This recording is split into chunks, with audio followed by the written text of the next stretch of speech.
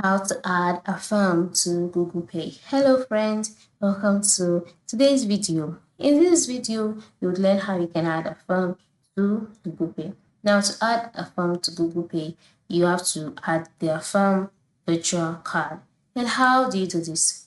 The first step is for you to open up the Affirm application, just like I've done here, and then ensure you have the card. You can create a virtual card, okay, and then move to the bottom right corner, click on the plus icon, and once you're on the add to a wallet page, click on payment card.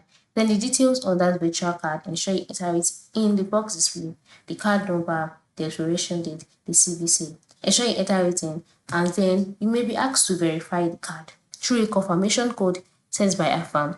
Ensure you complete these steps if prompted, and once you've added the card, you can now use it for your Google Pay in-store purchases and wherever Google Pay is accepted. So that's it. Alright, on the norms, there are no direct option to add the card from the FM app. So you can just manually add it through this method. Thank you for watching and have a nice time on your Google Pay application.